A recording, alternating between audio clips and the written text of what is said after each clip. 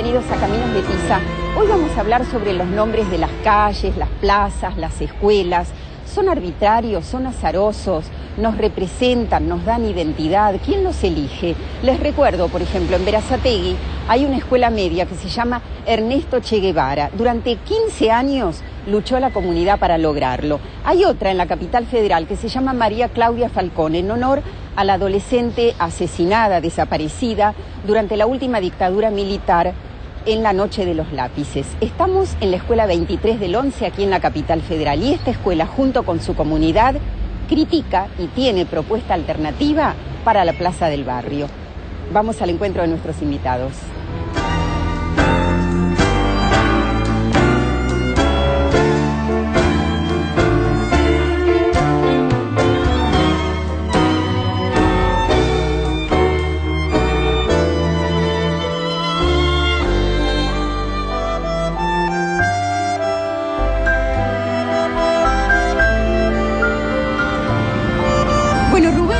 ¿De qué provincia se vino a vivir a la capital?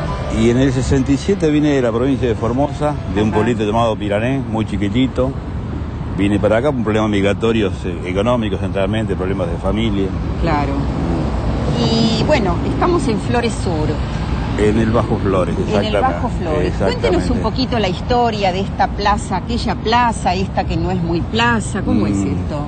Bueno, la plaza antiguamente se llamaba Plaza Armeña. Ajá, ¿por qué? Y porque había un grupo de armenios que vivían en esta zona, que eran los más numerosos, y pidieron poner un nombre, ¿no?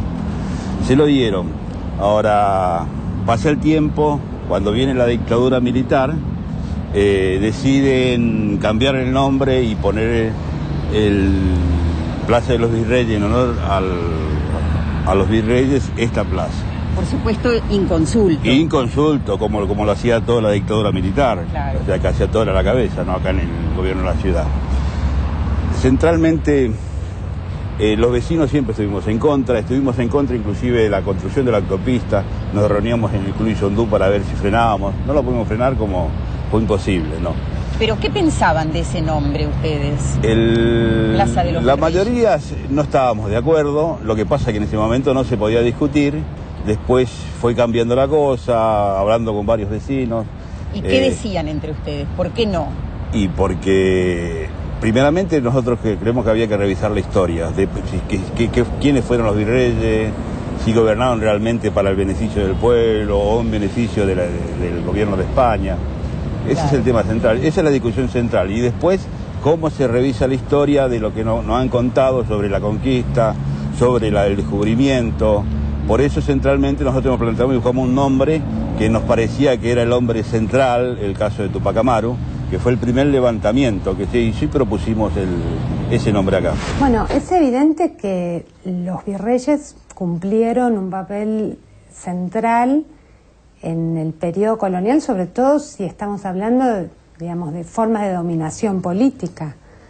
Digamos, los dos virreyes que hubo en toda Hispanoamérica hasta el siglo XVIII, y digamos, sumados a los otros dos que hubo después, es evidente que solos tampoco hubieran podido hacer nada en Hispanoamérica. Digamos, la forma de dominación política sostiene este papel central de los virreyes. Sin embargo, digamos, tampoco todos los virreinatos ni todos los virreyes pueden ser considerados iguales. El virrey Toledo, por ejemplo, virrey del Perú a fines del siglo XVI, donde todavía lo que es Argentina formaba parte de esa estructura política, es el responsable de la muerte de miles y miles de indios en las minas de Potosí. El virrey Toledo es el responsable de la generalización de la mita minera, con lo cual eso también, si se quiere, tiene que formar parte de esa lectura de, digamos, cuáles fueron las contribuciones, entre comillas, de los virreyes. Otro virrey es Liniers, un virrey más cercano, pero fue un virrey prácticamente por aclamación popular. luego de las invasiones inglesas y en función de su intervención en la defensa y en la reconquista de la ciudad. Con lo cual, digo, es verdad que esa es una visión, en una visión de la historia se puede poner el foco en este tipo de autoridades, pero no podemos soslayar el hecho de que formaban parte de, digamos, de una ideología imperialista que lo único que buscaba era extraer excedente económico para transportar a la metrópoli. Ahora, usted habla en plural, usted Sí. dice propusimos. ¿A quiénes se refiere? ¿Quiénes se juntaron acá? Había grupos de pueblos originarios, una cooperativa Tupac Amaru, que Walter Cole, que ya falleció, el pibe desgraciadamente, el grupo de artistas en la Biblioteca Popular. ¿Y la Escuela 23? Enrique, el director Enrique Samar, también se sumó a toda esta iniciativa, como es lo que siempre está haciendo. Creo que es el único colegio en la zona que está sumando para ver si revisamos la historia y concretamente nos encaminamos realmente a la unidad de América Latina, ¿no? Yanderu buat pekako upu dua per onoi Amerika yarpi jaikuang pero nyande jaikua yande jirua oai bobe yande nanyande mboliau yareko estamba doa tanyande upe jirua o bobe jirua uride katu onye penuma. Enrique Samar, esta escuela, la 23 del 11, podía haber permanecido indiferente en relación al nombre de la Plaza de los Virreyes. Sin embargo, elige involucrarse. ¿Por qué toman partido? Bueno, desde nuestra concepción la escuela tiene que ser una escuela abierta a la comunidad en muchos sentidos.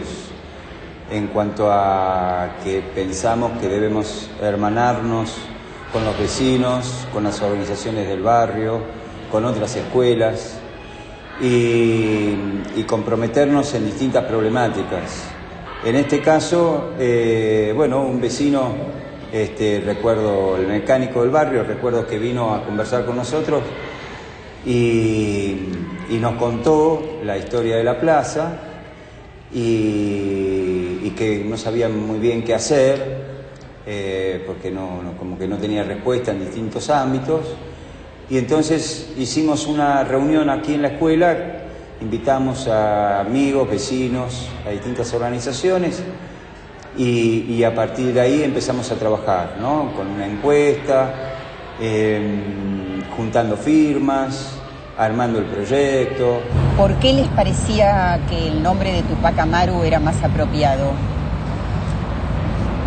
El nombre de Tupac Amaru yo creo que primeramente es un nombre olvidado, es un nombre que fue bastardeado.